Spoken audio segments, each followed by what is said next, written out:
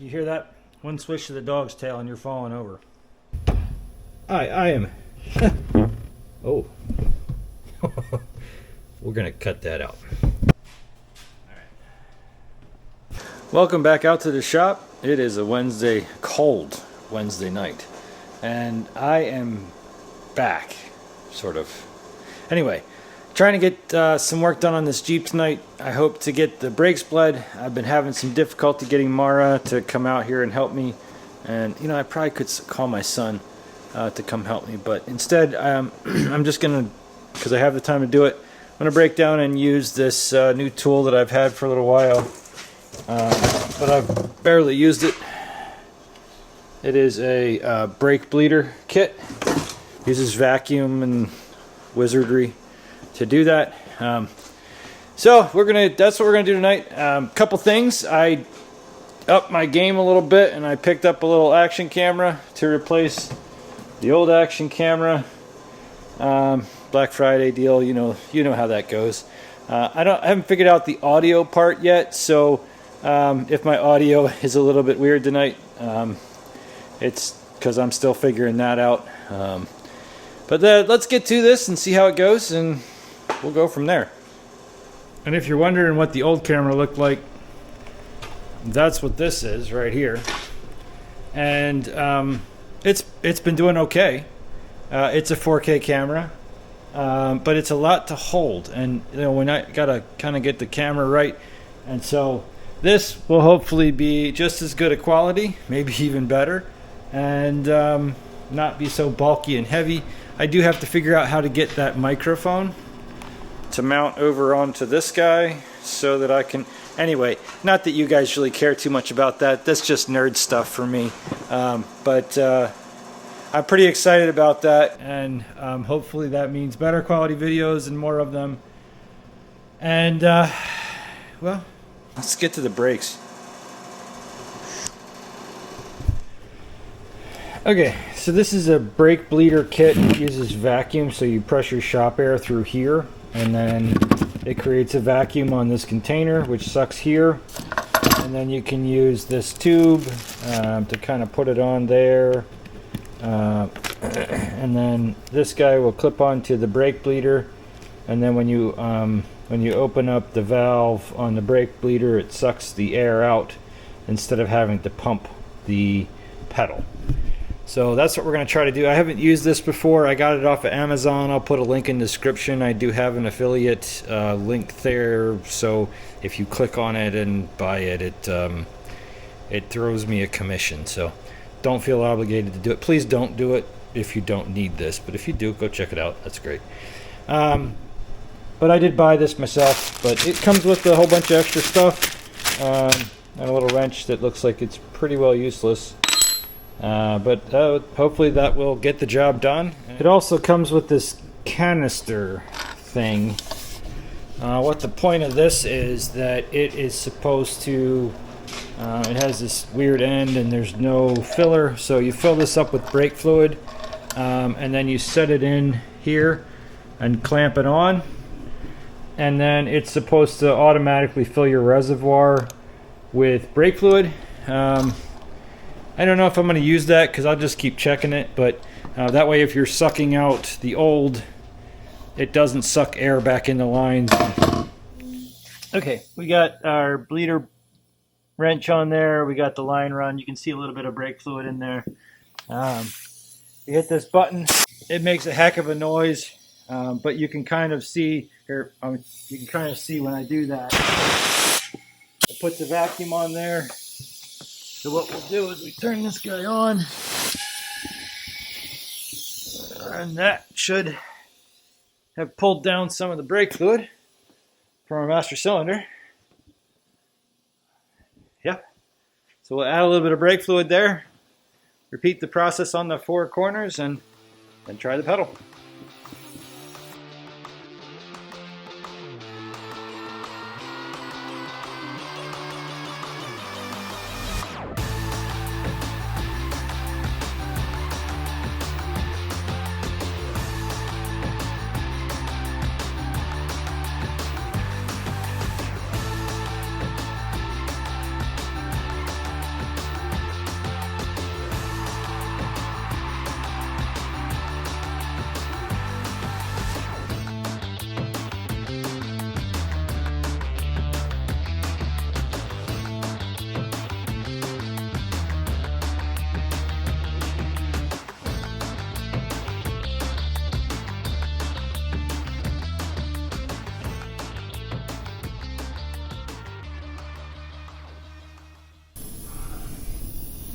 Alright, we've been around to all four corners now, and all of them should be pretty well set. You still have fluid in there. I got fluid to all four corners. That's just the first round, so the next thing I gotta do is I gotta push on the pedal. But I opened the door to push on the pedal and I was like, why does this feel weird? I can't even get any pedal out of it. Well, I still had the carpet and the cushions all bent up around and behind there. Let's see what we got.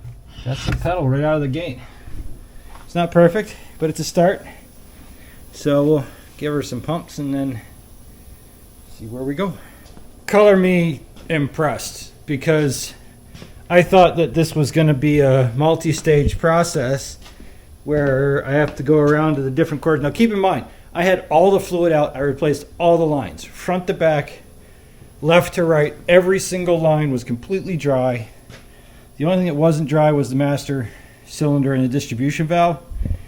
But man, this has got to be, this is the first one run around the corners, and there is already, I am, oh, We're gonna cut that out. I am seriously impressed with that pedal right there. That, I mean,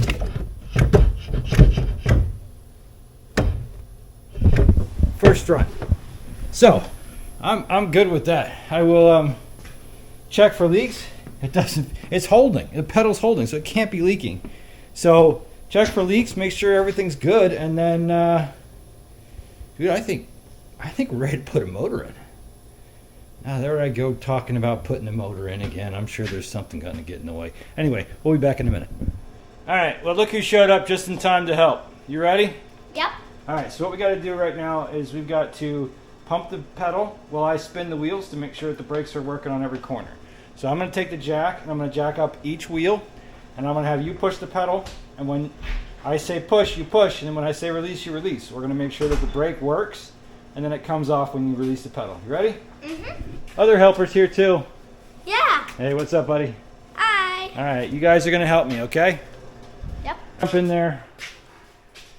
Hop in, and I'm going to have you push the brake pedal. I have the rear end jacked up, so the back wheels are off the ground. Is it the pedal that's bigger? It's the big pedal, yes. Okay. So when he pushes it, this should stop. Let's see what happens. Ready? Yeah. Push it. Push it. Hard. You gotta, oh, there we go. There we go. We got it now. That's locked. All right, let's try the other side. You got a good hold on it? Yeah. All right. It'd be easier if there was a seat here. It would be easier if there was a seat there. All right. It's got good braking forward, a little bit of slippage in the back, reverse. That's okay. That's normal. Can't spin it either way. Still? I can spin it backwards a bit. No, I can't. Fix it. Again. All right, now when I release, ready? Yeah. Now we can. Now you can spin it Yeah. both ways. Yep. All right, let's move to the front. You guys ready? Yeah. Push it. Hard as you can. Yeah, that's hard. Yeah, that's good. And then, what about this one? Yep. All right, let go. That's good. And then,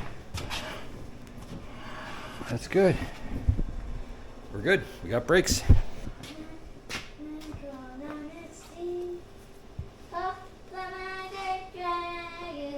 I had to bleed the brakes on there twice, so that's done. We might want to come back to adjust the rear brakes, but they seem to be working, so we'll maybe try the automatic adjusters. I don't know. I am seriously impressed with this brake bleeder kit. I did not expect it to work as well as it did. I have never used one of these cheap Amazon ones before, and I kid you not, I had all those brake lines completely dry, and it still only took me about 20 minutes to get them completely bled with just me. Once I was done bleeding them, I did have to push the pedal a couple of times to fill out the calipers and to push out the pads in the back. I still need to adjust the pads in the back, but wow, that's going to be a giant time saver for when I don't have help. I did end up having help tonight, but it was done for the most part by the time they got in here. So, and then I can start tidying up the wiring. I've just got a couple things in here to do on the wiring. I have a couple of brackets on the ground that I'm going to get those painted, because those hold the computer for the engine, which goes over here. But that's the next steps that I'm working on, so I'm gonna kind of get at that and see what I can get done. Welcome back. It's the next day. I'm here in the engine bay, just tidying up some things, and I'm putting some of these wires to go back where they're supposed to go. Wires and hoses and these little clip deals. I think I might have covered this before. I don't remember. But they broke when I took them out. So we're going to put them back in the engine bay, and I was hemming and hawing about how to do this right, because we have some vacuum lines that have to go over it and everything else.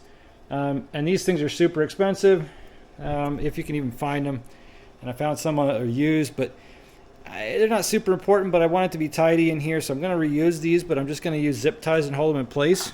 And where they went through the firewall, I'm going to put some nut certs. So I drilled this out a little bit, and over here, and then I'm going to put these nut certs in with a little bit of seam sealer, and that should hopefully tidy that up nice, and I can put a little screw-in wire holder on there.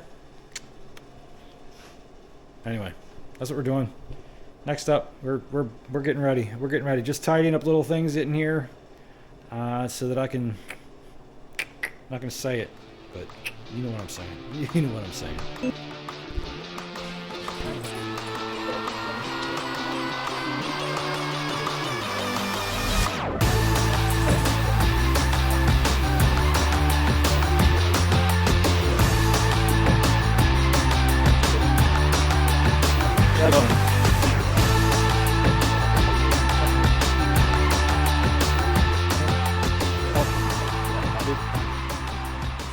Okay, I legitimately don't see anything stopping us from putting the engine in. So let's move this thing back over there a little bit and back there.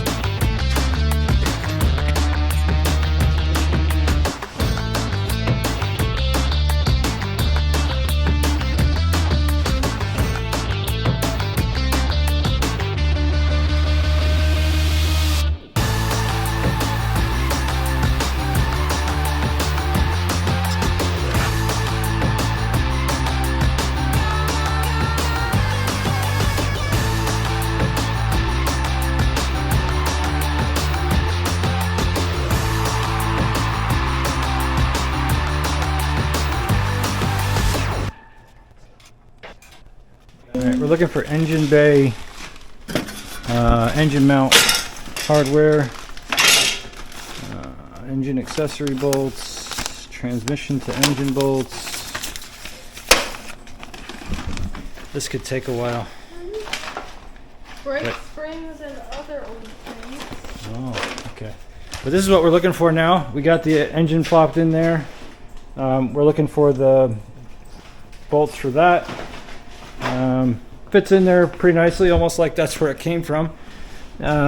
We got these we got to put in. Once those are just hand tight, then we'll grab the transmission and we'll start putting that in. That might not be tonight, that might not be this video, but that's what we're doing.